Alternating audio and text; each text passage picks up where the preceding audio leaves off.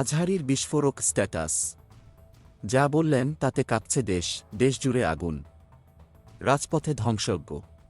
৫ আগস্টের পর থেকে সহিংসতায় লণ্ডভণ্ড দেশের বিভিন্ন এলাকা। ভাঙচুর, অগ্নিসংযোগ আর তীব্র সংঘর্ষে উত্তাল রাজনীতি। সাবেক প্রধানমন্ত্রী শেখ হাসিনা নিষিদ্ধ ঘোষিত ছাত্র সংগঠনের উদ্দেশ্যে বক্তব্য দেওয়ার ঘোষণা দিতেই পরিস্থিতি নিয়ন্ত্রণের বাইরে। ক্ষুব্ধ ছাত্র জনতা ক্ষোভ উগরে দিল। ধানমন্ডির ঐতিহাসিক বঙ্গবন্ধু ভবন মুহূর্তেই হামলার শিকার। বিদ্রোহীদের ধ্বংসযজ্ঞে স্থাপনাটি রীতিমতো চুরমার। এই ঘটনার পর দেশজুড়ে আরও ভয়াবহ আঘাত। আওয়ামী লীগ সংশ্লিষ্টদের বাড়িঘর ও অফিসে একের পর এক হামলা। আগুনের লেলিহান শিখায় পুড়ছে রাজনৈতিক ভবন। আতঙ্কে কাঁপছে সাধারণ মানুষ। এই ভয়ঙ্কর পরিস্থিতির মাঝেই জনপ্রিয় ইসলামী বক্তা মাওলানা মিজানুর রহমান আজহারী দিলেন এক চাঞ্চল্যকর বার্তা। ফেসবুকে স্ট্যাটাস দিয়ে সতর্ক করলেন দেশবাসীকে।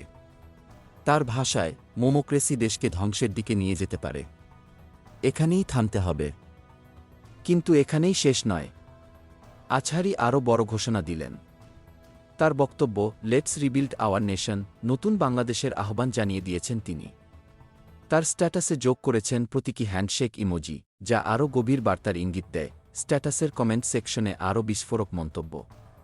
আজহারী লিখলেন, এমন ভুল সিদ্ধান্ত যেন আমাদের উন্নতির পথে বাধা সৃষ্টি না করে।